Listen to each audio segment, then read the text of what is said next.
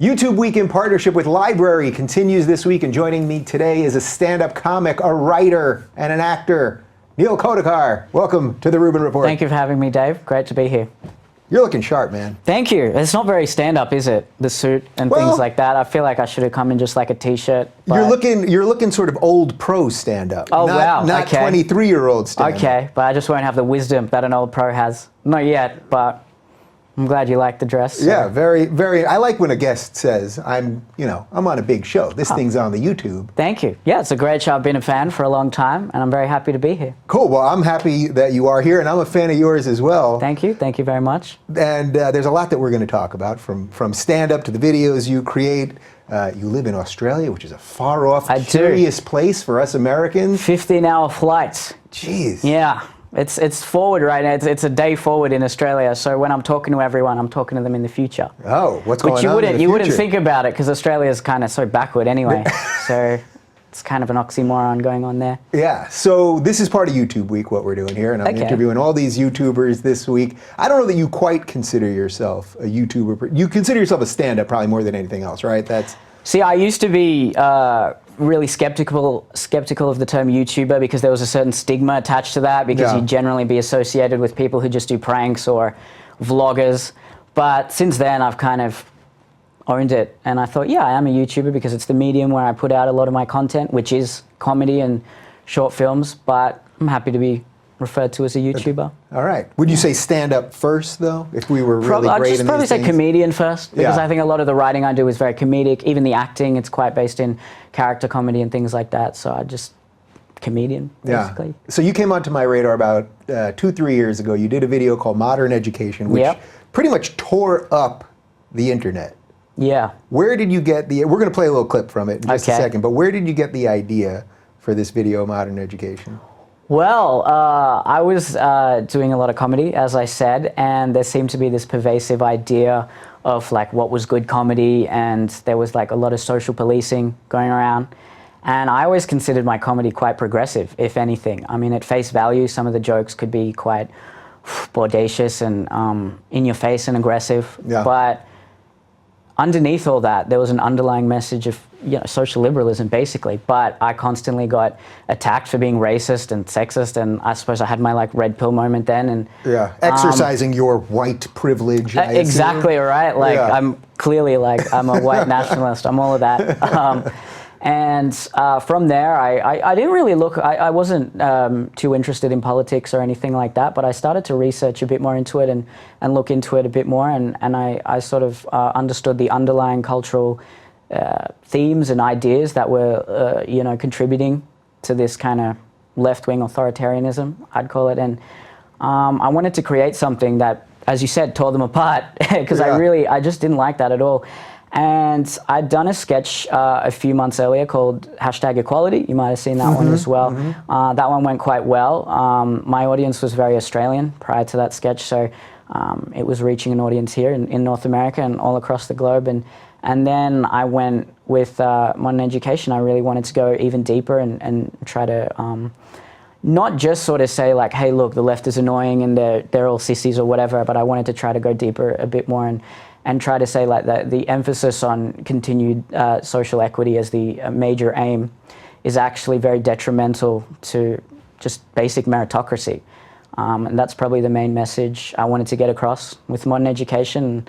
I wanted to make it funny as well. I mean, it's quite a dark, it's a very dark tone. Yeah. But, I wanted to go for the humor and the satire, and I put it out there, and we were, me and my friend Tim, who I worked with on that video and a lot of my other short films, we were skeptical as to how it would go because it's the internet. We thought, any video that doesn't get to the punchline within 30 seconds is not going to go well. Yeah. And this one, there's no dialogue for the first minute. Yeah. And overnight, it got about 20,000 views. We thought, well, that's quite good. We're happy with that. Yeah. Then when we woke up, Australian time in the morning, it had about 700,000, I think. In a matter of hours, it had literally blown up. And plus, you guys are from the future over there, so it was going to portend what was going to happen. Yeah, we knew that was going to happen. We could predict that. And that week, it just went truly viral. Like, it got millions of views. It got re-uploaded on a lot of Facebook pages. We counted something like 20 million views all up. when you take into account the views on the YouTube upload and all of the Facebook uploads. So it's very gratifying, and there was a lot of heat surrounding it. All right, we'll get to the heat after. So let's play a little clip, and I just want to add, what was so beautiful about it was not only because it was funny and because it was poignant and relevant and all that, but it was beautifully shot. It was professional. You know, I try to put out a professional show on YouTube, and you made a professional video on YouTube. Thank and you you. see so many things that are just, you know, webcam this or silly graphic this or that, but you actually made something that is really great. I think we've talked it up enough. Let's throw to the clip. The person with the highest mark will be flying to New York to present their paper at the World Mathematics Summit. Well done, Penelope. 6 out of 10. You too, Simon. 6 out of 10. Hey, be careful. You've been staring at her for 10 seconds. What? It's a form of harassment to stare at a woman for more than 15 seconds straight. And when I use the term straight, I don't mean to offend any persons of a non-traditional sexual preference. And when I use the term non-traditional, I don't mean to offend any persons who oppose historically normalized... Okay, I get it. Unfortunately, Sunshine, your research assignment is only worth a 1 out of 10.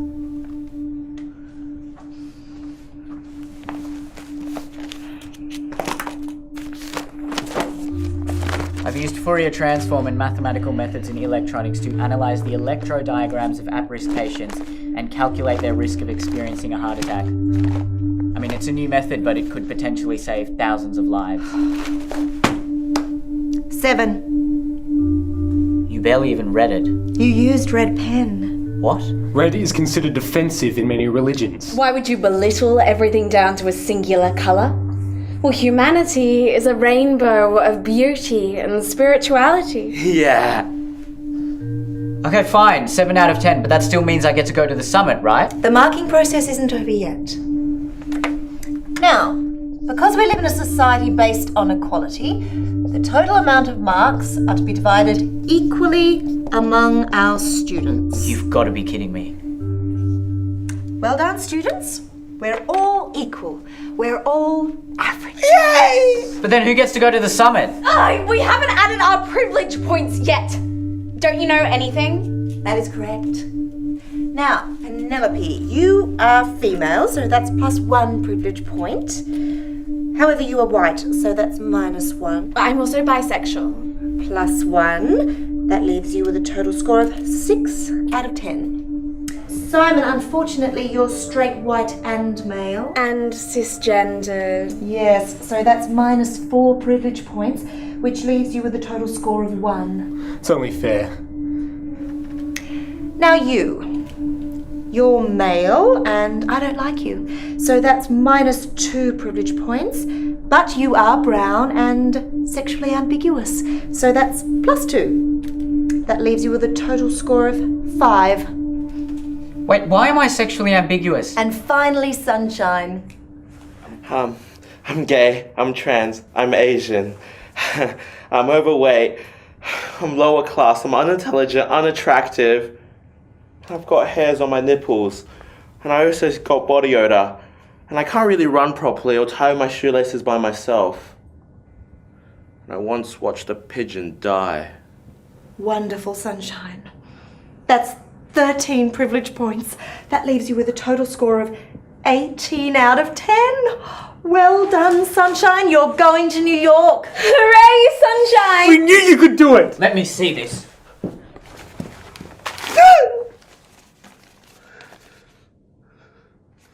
They've just written equality and drawn love hearts on a piece of paper. He expressed himself, and it's beautiful. He didn't even spell equality correctly. We don't discriminate. This has nothing to do with mathematics. You think you're so great with your maths and your science and your facts? What about feelings? What about feelings? What about that? That was the perfect point to end it. Yeah. What I like about watching that with you is you still get a kick out of it, which I know sometimes it's hard to watch your own stand-up or some of the things you produce. Yeah, usually with my stand-up and other sketches, I find it a bit disconcerting to watch, but that one, I like it. Yeah. What's that feeling like when something that you do like kind of rips through something else? You like when it really actually makes a mark? It's very satisfying. It's very satisfying because that's what you want to achieve as a comedian, as a writer, as any artist in general. And to just observe how well it went and to see how many people caught onto it and that it meant a lot to a lot of people and it really resonated, it's very gratifying. What does it say that comedy is heading in that direction? Because one of the things I've noticed lately is that the left, unfortunately, has sort of killed comedy, at least here in America, and I want to talk a bit about the Australian scene as well, but that what I find funny these days is coming more so from the right, sort of the libertarian right, but the same people that are mocking the same things that you're going after. Yeah, I agree. And that's really interesting because growing up, you know, it was the opposite. Yeah. It was always the left that were the funny ones, basically, because they were fighting against the authority. Yeah. And now the tables have turned, essentially, because the left has kind of won the culture war. So to fight against that is provocative. Were you worried funny. at all? Yeah, were you worried though that you're going to put this out, it goes against what all the sort of norms are, even accepted just career-wise, like the accepted, like, oh, I want to get the right agency to pick me up and I want to get the television show and all that, but I'm going to do something that goes against the very grain of what they accept as funny, even if it is funny, you know? Yeah, I was very worried. Yeah. Very worried, and especially when it went really well. To begin with, I was quite shy, and a lot of institutions were offering interviews and things like that, and I kind of backpedaled, and I thought, oh no, what's happening? Like, what have I done? I've ruined my career forever. Yeah. But I like to think the film itself is quite accessible, because I think a lot of people on the left would also watch that film and say, that's true. See, I think what I've done with it is I've created a picture and like illustrated an argument that it's not just your typical like, oh, the left is stupid, oh, the left is annoying. I've kind of gone a bit deeper than that. So it's not that easy to just kind of dismiss it as like, oh, this is just some right-wing trash. Yeah. I like to think, anyway. I did check on the Google today, and what you said earlier is true. You did get a certain amount of hate. I did. I saw articles written about you. You're, you know, you're in it with the alt-right. Yeah, I'm part of the alt-right. That's not even an insult anymore, though. The alt-right it just means you're not far left. So I'm just like, yeah, whatever, I'm alt-right, like, cool. What was it Although like? don't snip that, like, someone could snip that and like ruin my career. Just make sure you use all of what I said before that. It's all snippable, and the fact that now you ask them to do that means that they can't do that. That's sort of how it works. I've ruined it. Now I'm over. Now you've really ruined it. Yeah. What was it like, though, getting that level of hate? It was surreal. It was a bit, I felt a bit uneasy to begin with. Luckily, I'd had a big viral video a couple of years ago within Australia that had achieved like 1 million views in Australia within a week, which is like 5% of the population. So I kind of knew what I was dealing with, but I just became a hermit for a week. I didn't really look at social media too much.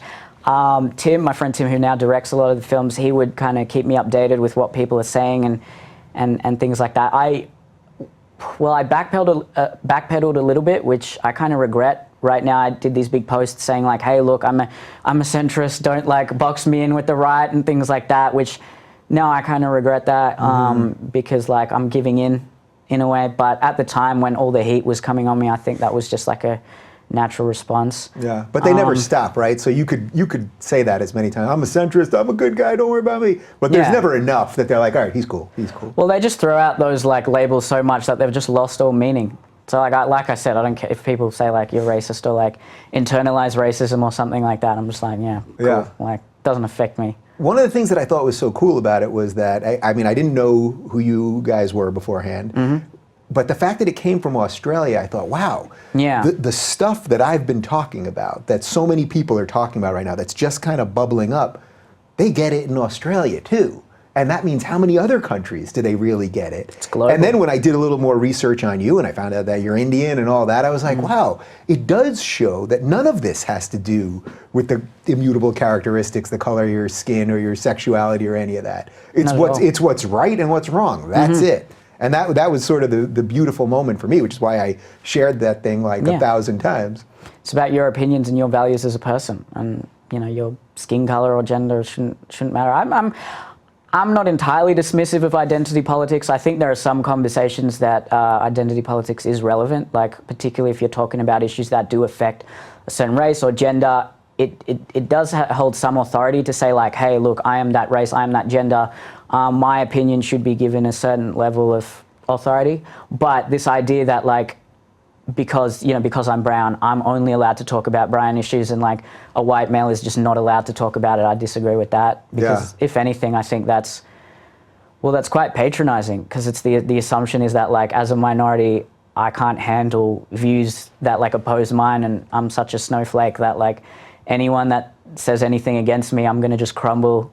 And that's actually that's discriminatory, because it's assuming that like I'm less. And like, well, that's what a lot of people describe as the soft bigotry of low expectation. Exactly, yeah. Which is pretty depressing. But watch how I'll use that to get to this next question, which I wasn't thinking of until just now. Okay. But did you see that there's this documentary now about Apu from The Simpsons? I did see that, And it's called, I think, the Trouble with Apu, or something like that. But in effect, basically saying that this is somehow a bad stereotype. And now, meanwhile, everything in The Simpsons is an awful stereotype. Exactly. Krusty the Clown is Jewish. Yeah. He's the worst type the of Italian Jewish pizza stereotype. Guy, Yeah, they're all of them. They're all just stereotypes. But the idea, I haven't seen the documentary yet, and I will watch it, and maybe my opinion will change after. But the idea of Apu being offensive or something, they've taught so much about Indian culture and had an Indian wedding and his family and the children, and you've met his parents, and the episode where he's going to be deported and he becomes the proud American and shows Homer not to be a bigot and all of this stuff. It's like, man, this is actually becoming racism. This is becoming, what did you want them to do? This is a beloved television character on probably the greatest comedy in modern times. Exactly. I mean, I do a joke about that where I do say like, it is, there's a bit of complexity to that issue, because I think as a, growing up, like when Apu is the only representation of brown people, that can be quite, it's not nice. And I used to be more like, oh, get him off the air, like any sort of like stereotypes like that are harmful. But I've sort of realized there's a bit more nuance to that, in that when you're in a minority, you can't expect like everyone to kind of bow down to you. Like you're in a minority. I understand like in Australia, like brown people are not, like they're a very small percentage of the population. So like not everything's gonna like revolve around us. I do think like the outrage that's happening now, I mean, that was a show that came out in the 90s. So it would be different if they created that character today. But yeah, like the whole outrage machine, it just doesn't, it's like, just do it. Then like the best way, rather than sort of complaining and saying like, hey, change this to the people at the top, do something yourself. That was my philosophy. Like, yeah, I don't like this like taxi driver kind of character that much, but I'm going to show that like not all Indians are like that. I'm going to do that myself and be an individual. And like, I like to think I've done that. There's not many videos where I'm just like a very stereotypical Indian. I do make jokes about that. Like, don't get me wrong, particularly in my comedy. I have all sorts of, brown jokes in there, as I'm sure many people would know. But yeah, that kind of like dependency and like sort of like demanding that like, this character needs to be taken down. It's not empowering, because you're saying like, I can't do it myself, therefore someone else has to like change that for me. It's an erasure of history, don't you think? Like even if they said, all right, well, what are we gonna do? We're gonna get rid of all the episodes with Apu in it. It's like, what have we accomplished actually? Exactly. Yeah, and I think by watching like those episodes and understanding like that look, Indians, like we love a racial joke more than anyone. Right. If it's done properly and if it's done right. I love Apu. I think he's hilarious. Yeah. Yeah, so like I just don't. Who loves the Quickie Mart? It's probably the best song in the history of The Simpsons. Exactly. Yeah, that's Apu. I just remember that one where he's like howling to the. That's very funny.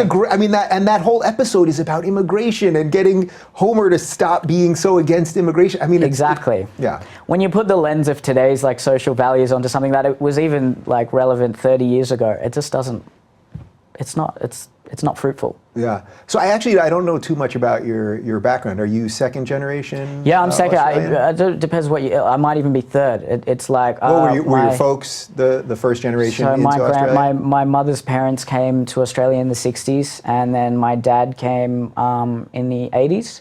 So I'm like second and a half generation or something like that. I'm not sure. Yeah. Because that could also affect the privilege and the way I know, right? I'm not a first generation immigrant, so I don't get all the rewards. Is there a big Indian community in Australia? Yeah. I mean, there's a big Indian community all over the world in most areas, I'm pretty sure. There is a big one in Sydney.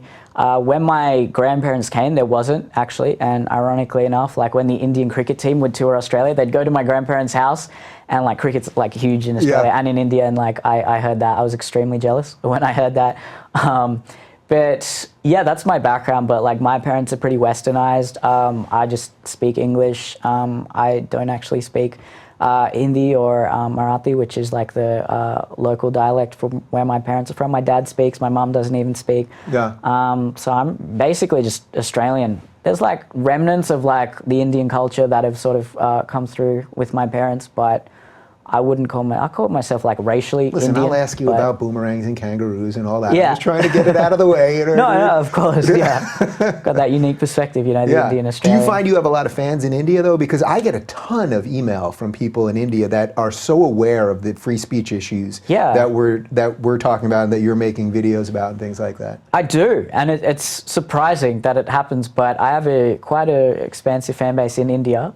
Biggest is Australia, but as you said, like knowing that these issues are so relevant all across the world, it's incredible because you always think you're the only one, you know, around all your friends and things, particularly in comedy, and particularly like I'd always say like I am somewhat biased because I think the arts industry and particularly people my age generally, you know, very left leaning and things like that. Whereas if I was in finance or something like that, maybe, I don't know, maybe I would change, but you do feel like, you know, like you can't really say some things that you want to say and things like that. So to know that like there's this global connection of people that have come together as you call it, like the new center, it's nice. Yeah, it's good to know. It's pretty cool. All right, let's shift to stand-up a little bit. Okay. So you told me right before we started, you started doing stand-up when you were 15? I did. 15? Yeah, I did. Crazy bastard. I know, right? I was a class clown, one of those guys, and I did my first gig at 15, and like a lot of comedians will say like, oh, my first gig was terrible and things like that. Mine actually went really well. It was my second gig that was horrendous because like I did this competition for high school students in Australia and I did very well at that. And then this talent show that was like around this acting school I was doing were like, hey, you're a comedian, come do comedy, come do stand-up at this talent show. And I had to follow a 4-year-old girl playing the flute. Which is like, that's tough. That's impossible. You can't do that. Like I come out there and I'm like, hey, how you guys doing? This is great, right? And like it was next to a church, so I did these kind of religious jokes that didn't go well at all, and it was probably the worst. It was still to this day is the worst gig I've ever had. So I kind of had probably the best. Wow. Gig So you had your biggest bomb was your second gig ever. It was my second gig ever. Yeah. Yeah. Isn't it funny? Like I remember doing my first gig ever, my first time on stage. And it's like you don't even know how to screw up. So I think most comics usually think that their first one was pretty good. Because like you don't know how to mess up at that point. It's off like pure adrenaline. Then you can go through a phase where it's like, this suddenly got a lot rougher. Yeah, you've got nothing to lose. There's no pressure on you, and you don't know the ins and outs of comedy, and you don't know what constitutes a good bit versus just like, hey, I got laughs. That means I did well. Yeah. Whereas now, like, there's so many. You know, you feel the weight of all the like comedians judging you, even when they're not in the room. I always like, oh, will they like that bit? Will they like that bit? Which is not the best mindset to have, but it's just we want the comics. It's natural. To laugh. Yeah, exactly. Yeah. So did you consistently do it then till you were 18, or did that kind of shut you down for a bit? It did shut me down for a little bit. I did 1 or 2 gigs when I was like 16, 17, and my parents were always like, just finish high school before you do that. But I was always, I was really adamant that I wanted to be a comedian and I wanted to get into entertainment. So when I finished high school, I took a gap year, and I came to LA as like an 18-year-old, and I did like an open mic at the Comedy Store here, and I died pretty badly. That was not open fun. mics are pretty They're open nightmarish. mics, I know, right? But like I can say, hey, look, I performed at the Comedy Store when I was 18. That's kind of cool. I did a few gigs around Australia. I started getting known around the scene, and then I just kind of built my way up as you do with stand-up. How long did it take till you were making your full living? Well, it didn't take long. I was very lucky because of the internet. Yeah. I was able to kind of cultivate an audience online and then generate that into, paying audience members to shows. And then I was able to film some of that stand-up and get it online so people knew I wasn't just like the kid in his bedroom making vlogs, because that's how I started. Yeah. I was just like a teenager in my bedroom just yelling. And I like to think I've grown a bit from there. And yeah, so I was lucky. I didn't really have to take too long. I don't know if that's a good thing though, because I didn't have to like tough it out for like years on end in the clubs. And I feel like the comedians that do that are generally better But like at the same time, if I was doing that now and if I was toughing it out, I'd probably just be like, oh, I wish I kind of had my own audience. Yeah, that's a really interesting piece of being an artist, though, right? Like that you need that struggle for a certain amount of time so you can get that coal into a diamond. Yeah. But I'm pretty sure having a little, not a little, having a nice share of success that you have now is probably better for like long-term health of a life, Yeah, in that sense, yeah. Financial health and just like mental well-being, it probably is better. You can afford a nice suit. Yeah, this was not very expensive, but thank you. I'm glad it gives off that impression. Yeah. I appreciate that. We're going to show a little bit of your stand-up right now. Oh, okay. I almost see. This is one where I don't know if I want to watch this. You can leave the room if you want. Okay, I almost emailed you yesterday to say what clip, if we're going to show a clip, what should we show? Okay. But I thought that might tip it off a little bit much because I wanted a real reaction of something that I selected. Let's see. So let's watch Neel in action. America to me is like the really tall, handsome guy in high school that's just good at everything, but he fucking knows it. Like, he'll be walking around the hallway all cocky, like, hey, what's up, Bolivia? What's up, Sri Lanka? Sri Lanka's like, oh my God, he knows my name. And he'll be friends with you, but if you so much as look at him the wrong way, he goes nuts. Like, if you're some little country in the hallway that's like, America, your shoelace is untied. He's like, huh? Who said that? You, what's your name, bro? What's your fucking name? Liechtenstein. Yeah, okay. You listen to me, Dichtenstein. Yeah, you see these weapons of mass destruction? If you so much as look at me the wrong way again, I will fuck you up! And let's be honest, as Australia, we're kind of like the dumb best friend that's like, yeah, mate, he's gonna fuck you up!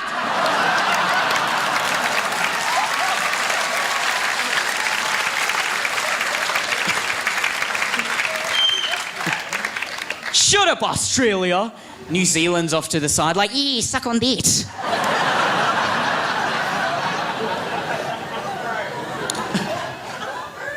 I'm pretty sure if North Korea was a kid in high school, he'd be the strange kid that no one really talks to. And America is always trying to find out what's in his locker. He's always like, what's in your locker, North Korea? Yo, come on, open up, show me. North Korea's always like, rim me around, America! But they just keep trading blows with each other like, hey, North Korea, what's it like sucking your supreme leader's 2-inch Asian dick every night? Hey, America, why don't you ask your mother? Oh, that's it, you're fucking dead, bro. And America pulls out a gun, obviously. But, luckily, Canada's there, and he's like, no, America, let's talk about our feelings.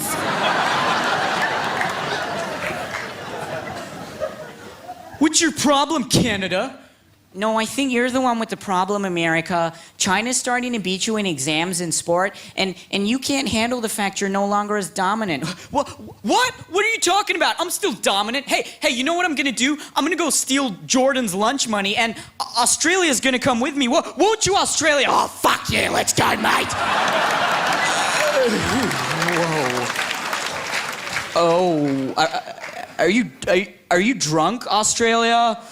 Oh my God, England, Australia's drunk again. Oh, for goodness sake, I cannot believe he's still part of the bloody Commonwealth. Why can't you be more like New Zealand? Yeah, suck on that.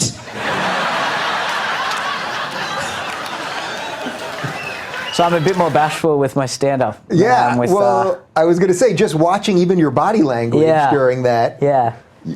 I mean, you're still kind of sitting. You were kind of sitting away, like, oh. Well, I'm a bit shy with the stand-up. I don't know why. I think that's just the way it is. I think we're overly critical as comedians of our own material. Yeah. Whereas I don't know, with the short film, I'm just like, yeah, cool.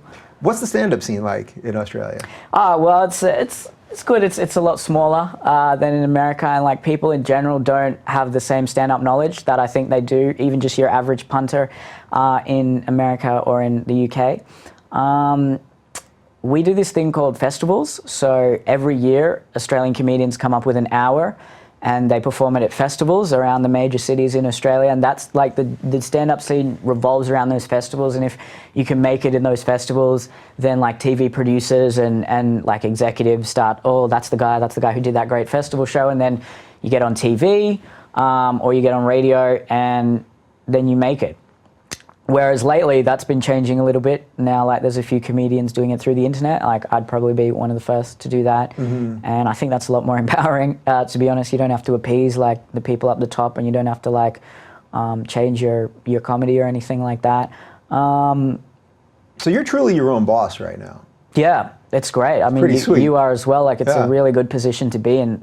Sometimes you fall into the trap of looking at people on TV and radio, and you think like, well, you know, what I'm doing is so much better. Why haven't they like put me there? But then when you sort of take a step back and realize that, like, hang on, I have like full artistic control over what I do, and I've been doing a few things on TV in Australia, which is exciting, but it's really good to know that like I don't need that. And so that gives me a lot of freedom. I think like I can sort of do those shows, but still like come on and, you know, a show like this, say what I want, and then I'm not too worried like about what's going to happen, because like if I lose that, it doesn't matter. Right, you're not going to fire yourself after this, right? Exactly, no, I don't think so. We'll see. I'll have to go down my Twitter. We still got a half hour left. See what happens. Yeah, right? Happen. Like, Does American success mean anything to Australian comics? Like really breaking through, and like you're saying, you own it now, it's on the internet. You have, I'm sure, many fans in the States as well as all over the world. Yeah. But does like the idea of, oh, I want to get on the Tonight Show in the United States, does that have meaning? Yeah. There's a few Australian comedians that have managed to get on the late shows here in America, and they come back and they're treated like gods in Australia. Jim Jeffries is an Australian comedian he didn't really even make it in Australia. When he was, I think, in his early 20s, he moved to the UK and then moved straight to America. And he's huge. He's huge in America. He's huge in Australia as a result. He cops a lot of criticism for his material and things like that. But no, American success is the pinnacle for success, even in Australia. Like everyone wants to make it in America. What do you think it is about Australians that's so against the PC culture? Because I know just from the couple Australians that I've had on this show, Andrew Bogut, the NBA player, I mean, you can't get athletes to say anything these days. Yeah. And he came on and I was like, is there anything you don't want to talk about? He was like, we'll do it all, mate. Do it all, right? And now he's in LA, so I want to get him actually in studio. Yeah. Also, would he fit in this chair? Like, would he? We'll have to, we'll do some sliding. Right, we may have to move the light up or something. Do you know Rita Panahi, who's a writer for The Independent, who I absolutely adore, who I've had on the show, like just relentlessly against political correctness? Yeah. Do you think that's really built into Australians? I know you guys are struggling also with some of this regressive nonsense, though. Well, I suppose like Australia was always built as the like working man's paradise, and like it was convicts from England, and I think generally the culture in Australia is probably a bit more like blue collar than like say America or the UK. So as a result, they doesn't bode well with kind of like high-minded pretentiousness, and that's, I think, the kind of like modern left and political correctness has that air about them, very self-righteous and levitating above like everyone. So Australians are very quick to like cut people down if they think they're, you know, ahead of themselves. There's this thing called tall poppy syndrome in Australia. So if we feel like anyone's, you know, a bit too full of themselves and has developed a bit of an ego, we're really quick to just like shut them down. And that ties into our sense of humor. It's quite dry, and I think that's why, a lot of Australians are against that like incessant political correctness. We're also like relatively socially liberal country. Like we just passed gay marriage finally. Like I'm in favor of that and everything. So it's not as though we're like some backwater town that like doesn't give rights to people at all. But I think most Australians know the difference between like just, you know, being nice to people and the rights that people do deserve versus like the crazy kind of like political correctness that tend to get conflated. I always think there must be something really nice about being in a giant geographic area that's completely surrounded by water. You guys must have a certain security because of that. Very isolated. I don't know if we have security. No, maybe it's the reverse.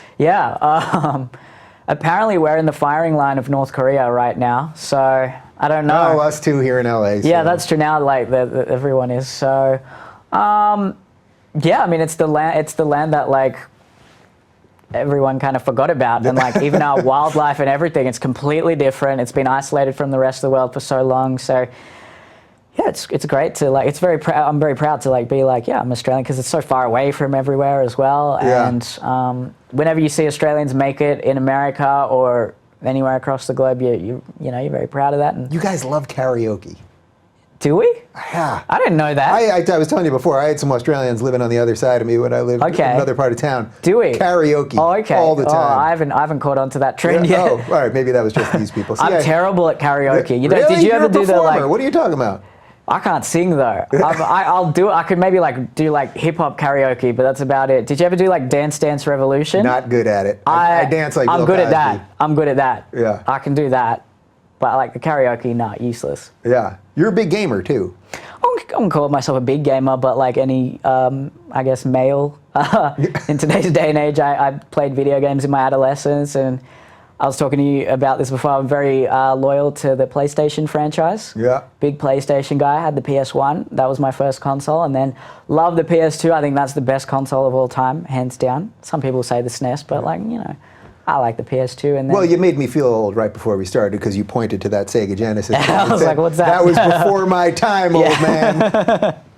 I didn't say old man. No, you didn't say old man. It was implied. It was implied a little bit. implied. I apologize. Sega, no, I know Sega. Sonic, right? Sonic was on Sega Genesis. Sonic was on Sega. A little bit of Sega. I did get a Nintendo Wii for a while, and I was just like, nah, don't like this. So I went back to the PS3, and I got a PS4, and like, I'm sure when the PS5 comes out, I'll get that too. You'll get that too. Yeah. All right, let's shift back to Australia. Okay. That was a slight There's divergence a little bit of a into video tangent, game yeah. world. What are like the hot button issues going on in Australia right now? Are you guys talking Trump all the time? Is it as obsessed with Trump? No, like we've suddenly become really interested in American politics. Like we never were previously. We'd know like Obama and things like that, but like ever since Trump came on the scene, like everyone has an opinion on him, even in Australia. When like I think because we're part of just like the general like Western group of nations, Trump still would have some sort of a flow-on effect to Australia. So, yeah, everyone in Australia is talking about the same things. People in America are talking about, maybe not to the same extent. Like we have our own things in sport that are happening in the same way like the things in sport are happening here. Everything's kind of the same. There's like a big cultural divide. It's probably not as extreme as it is in America because the far right in Australia, it's building up a little bit, like the populist right. So there's a lady called Pauline Hanson who she's in charge of a party in Australia called the One Nation Party. And ironically enough, in the 90s, she was a member of parliament. And then she was always known as a bit racist and things like that. And then she kind of went off the scene. She actually went to jail for I can't remember for some tax thing. I don't know exactly. And then last election, she won 4 seats in the Senate. So she made a big comeback. But I think that's a real indication of the way that like culture is going. Like if someone who in the 90s could only win 1 seat and like was dismissed as like this crazy old person is now winning 4 seats, something's going wrong, things are happening. And we see that happening all over the West. We do, It's happening, yeah. Le Pen, although she lost, and Geert Wilders in Amsterdam, in Holland. Everywhere. So what can we do then? So for guys like us that have, the little bit of influence that we have, that want, I think the reason I do this is probably similar to the reason you do what you do. It's like, I want to fix this stuff. I want the liberals to be liberal again and all that. Yeah. What can we do besides make fun of it in your case and talk about it in my case? I mean, what do you think? Look, I'm on the side of comedy. I think comedy is really important, and I think comedy needs to be careful that it doesn't tread down an activist path, because a lot of activism seems to be conflated as comedy these days, particularly with some of the comedians in Australia. They're just like, I've always thought with stand-up, like, being like, the good punchlines are important, but it's like, what are you actually saying in the bit? And like a good bit for me is like, has it changed my thinking on something? And a lot of the comedians that come out and just say these like opinions that I agree with, but like it's the same opinion you'd get in like a BuzzFeed article. Yeah. So you're not offering anything different. So I do think comedy and art is really important, and I think being like as unbiased as possible. So I try to watch as much like left and right leaning content as much as possible. I really try to keep an open mind. I try not to be as dismissive I used to be more dismissive of the left and be like, oh, they're just crazy, they're all social justice warriors. And I'm trying now to like understand a bit more about like structural racism and things like that. I still don't necessarily agree with all of it, but I think it's worth like listening to that point of view and maybe not dismissing it entirely. But at the same time, I think people on the left have to not just dismiss conservatives as like, oh, just like hicks or whatnot. So just about listening to people and like doing what you can as an individual, being nice to people and presenting your opinions, but in a nice way, and but also like not being afraid to say what you think and speak your mind and not judging people for. Are you shocked as a 23-year-old the amount of young people that are afraid to say what they think? Yeah, it's a bit disconcerting. As someone that says what they think for a living? Yeah.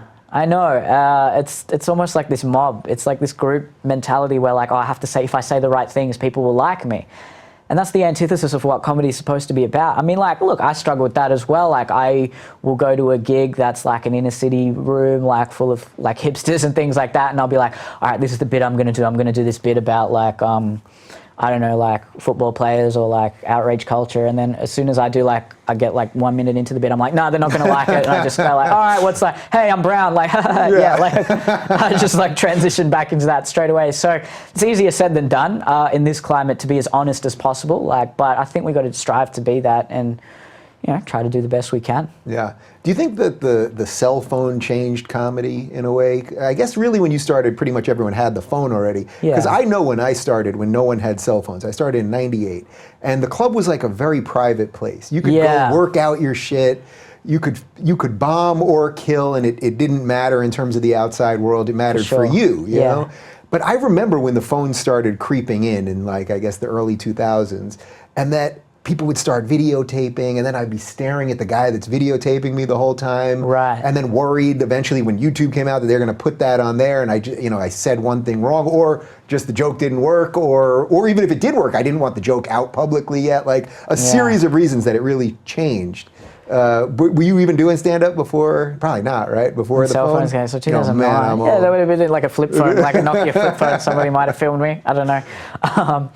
I probably haven't observed that same like paramount difference because I don't know what it was like before cell phones, as you said. I still do like what I do at the clubs, and it's important to fail because like the bits that like fail to begin with means you're saying something that like people might not necessarily like, and then if you can like add the punchlines that make it receptive and like to people, I think that's a very powerful bit. So I try to just like ignore the cell phone thing and just kind of go there and do my stuff, and hopefully people laugh. And if it goes online, like I'm probably not a huge comedian, so like if someone posts like a thing online, it's not gonna like ruin my career. But I know like with Dave Chappelle, like before his specials came out, someone had posted one of them in full online.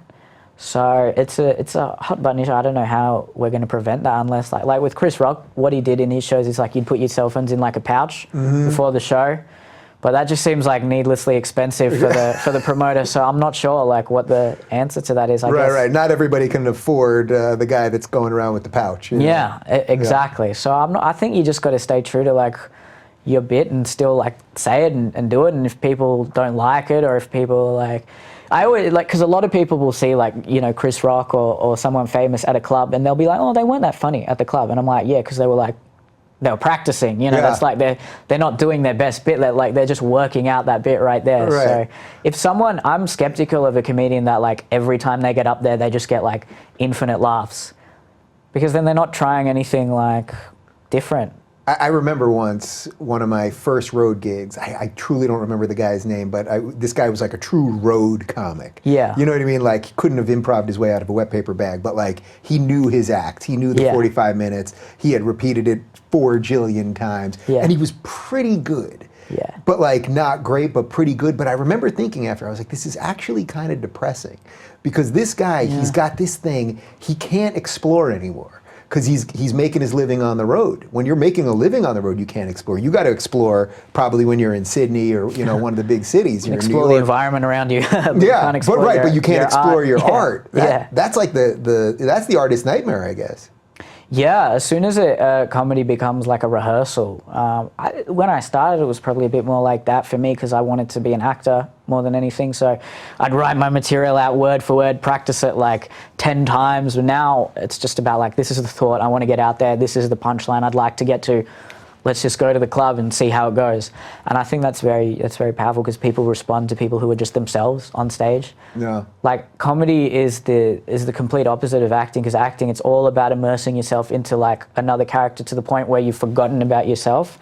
Whereas I think with comedy, in my like, limited experience having done it, it's about just finding your voice. And like that can take years, as simple as it sounds, to like be the comedian you want to be on stage and be so comfortable that you can just get up there and not be nervous and just be yourself. That's the ultimate goal for any comedian. I remember when I took an acting class for maybe 6 months or a year or something many years ago, and I remember thinking there was such a fundamental difference between comics and actors. Actors wanted to be someone else. And comics wanted to be themselves.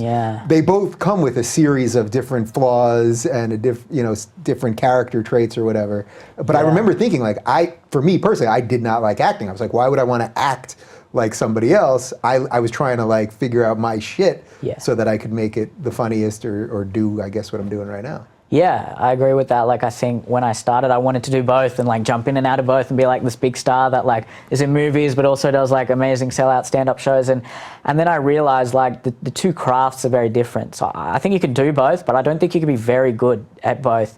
There are exceptions, so like Robin Williams, for example. There are definitely guys that can do it, but it's very difficult because, like as we've just discussed, like they're two different goals. Well, you look at a guy like George Carlin, who I would say is probably the best stand-up of all time. And none of his acting things really ever hit. He had a couple funny little things in Bill and Ted's and a few other things, but it was really about his stand-up. And he never won an Oscar or anything like that. But I mean, like, what are the Oscars nowadays, right? Like, he was too white. He was a white male, so like, couldn't happen. Well, he's an interesting example, actually, of if he was doing college gigs these days, he'd be the type of guy that they'd be protesting. He's an old white guy who would be calling out this PC bullshit. And he already did in the 90s. He would call it out then.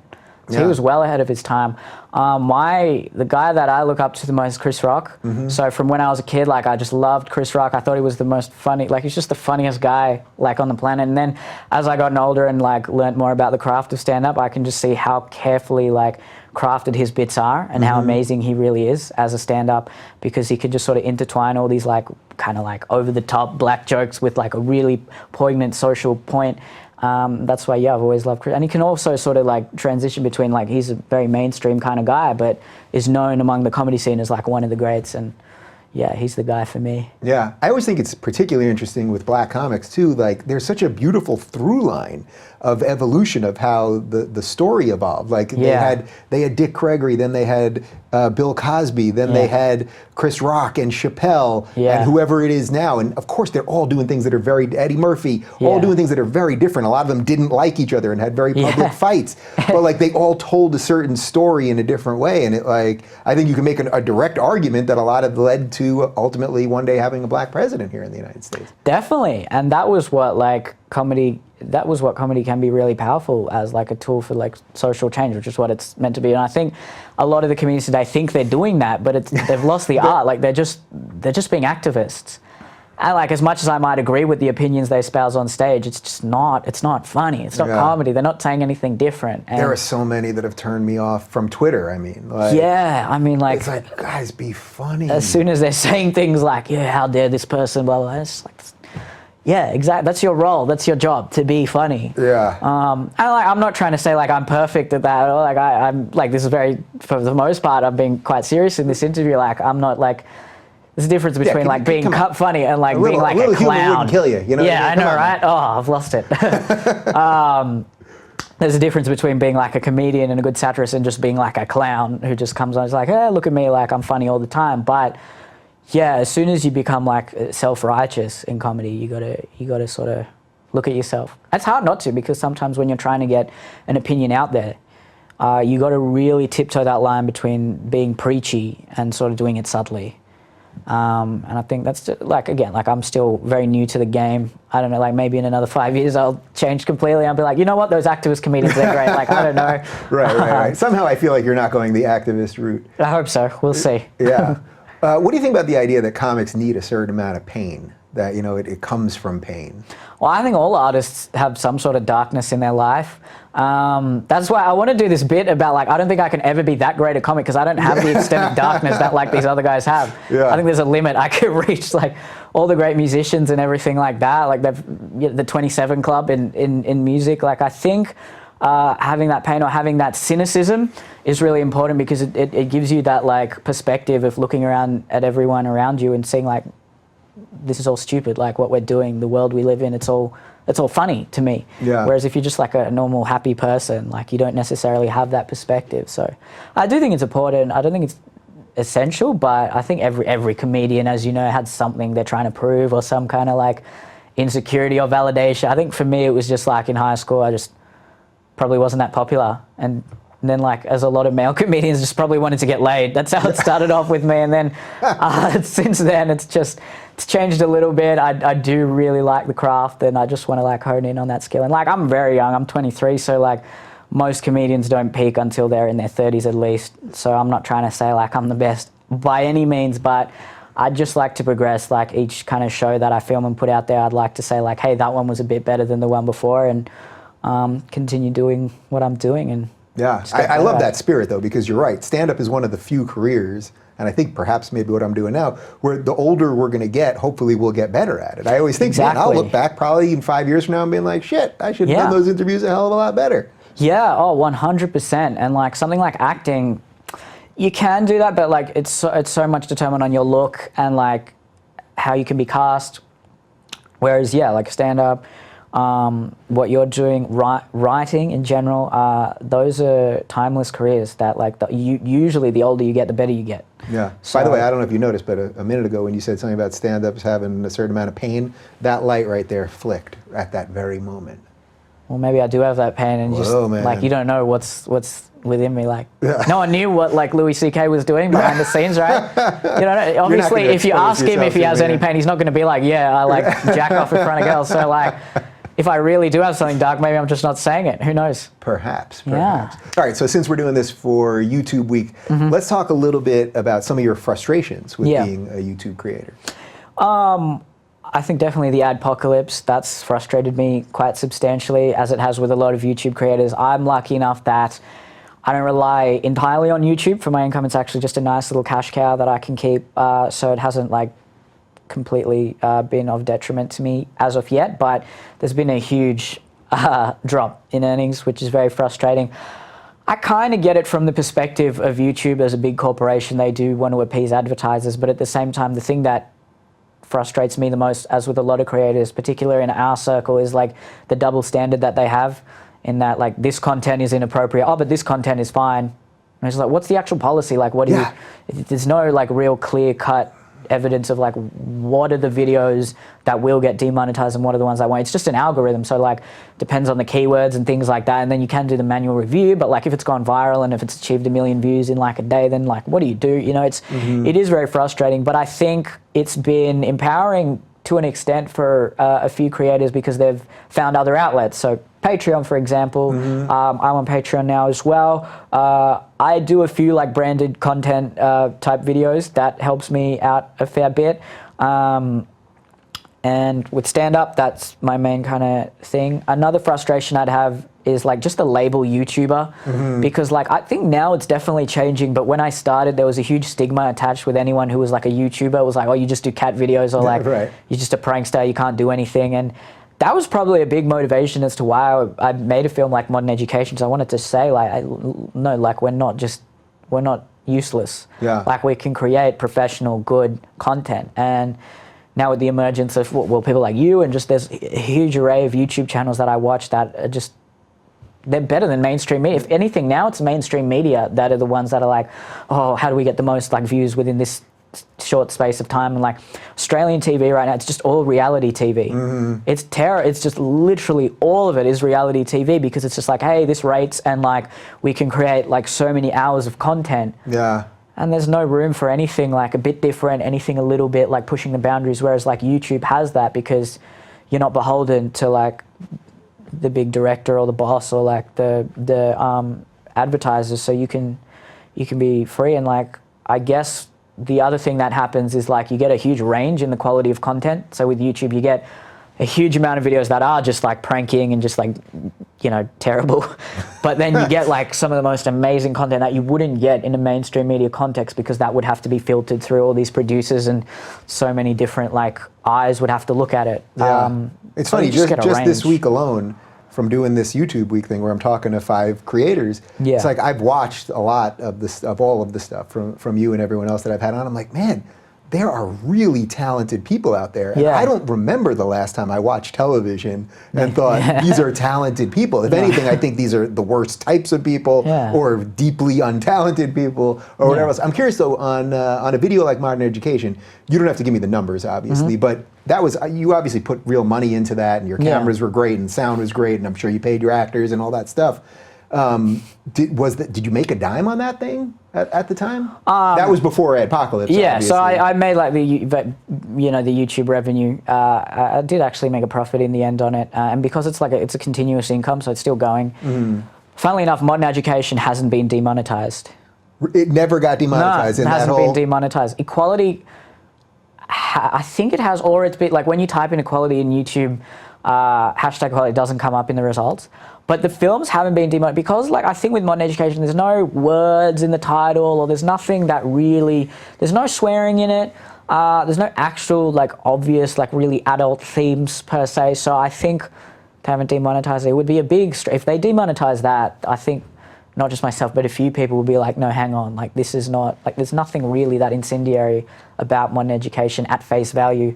So I'd be pretty upset if they did demonetize that. A lot of my earlier videos when I was doing kind of like the more like lowbrow, like Aussie kind of videos, they got demonetized, which fair enough, there's like a lot of swearing in them.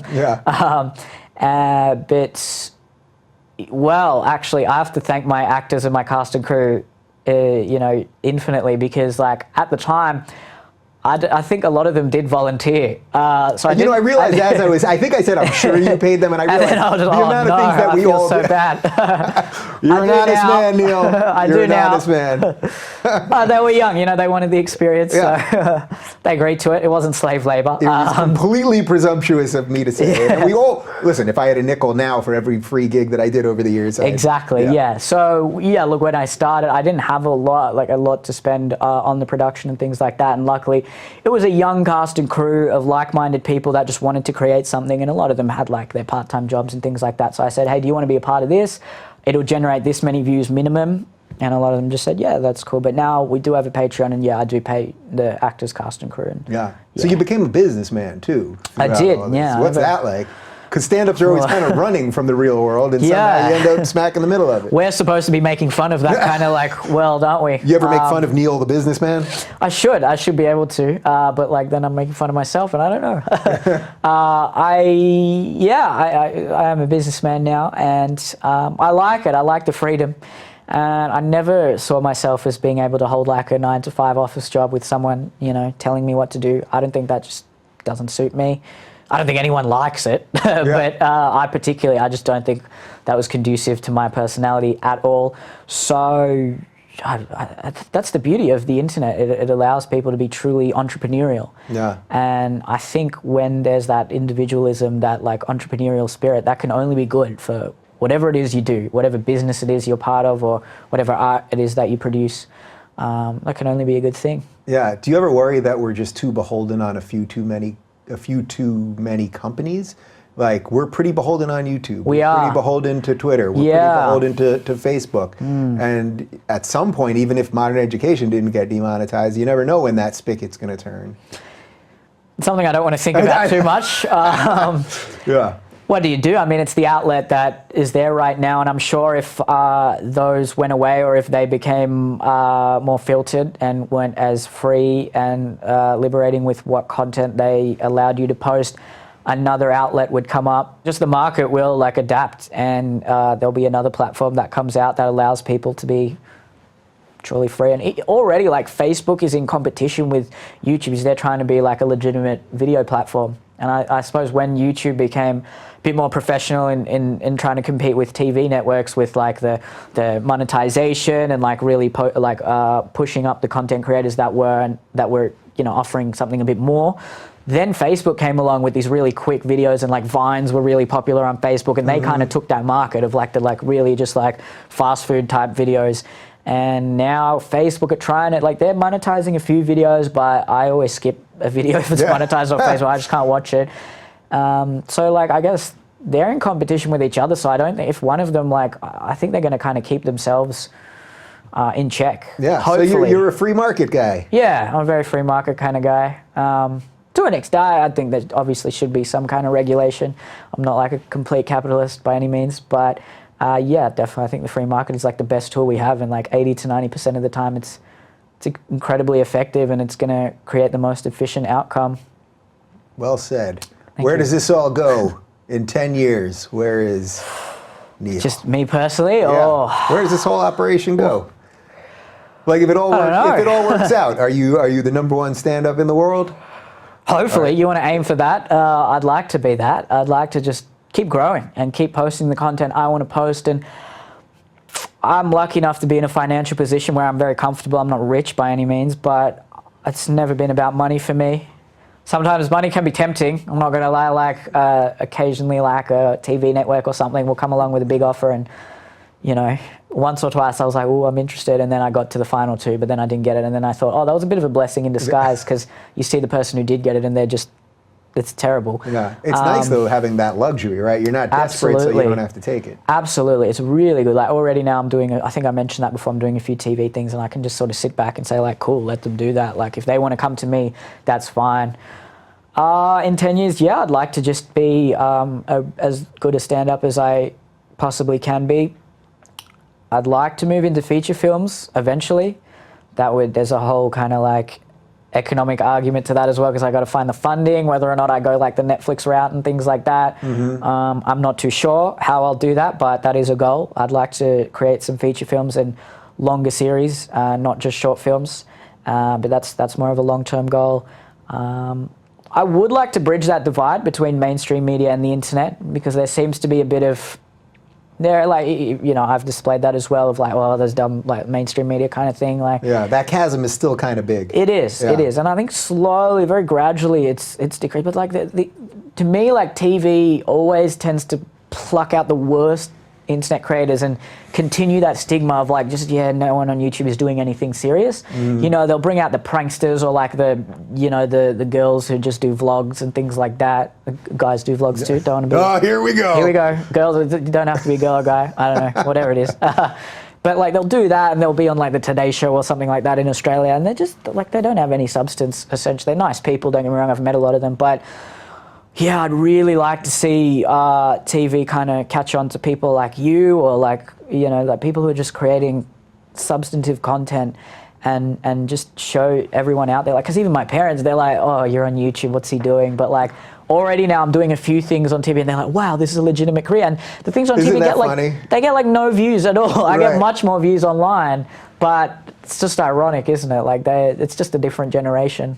Yeah. Yeah. Well, listen, man, I truly am a fan, and you know, Thank you. When Modern Education came out, I DM'd you, and I was like, I'd love to get you on my show, and you were like, I'll come to America at some point. Yeah. 2 years later, you're we got here. there. We could have done it on Skype, but I'm glad we did it this way. I didn't want to. I wasn't too keen on Skype. Yeah, and I wish you a lot of luck, but I have a feeling you're not going to need any luck. Oh, thank you very much, You're Dave. on the way, man. I hope so. Thank you. Thank you very much. Awesome. All right, cool. For more on Neel, check out his YouTube channel at youtube.com/NeelK.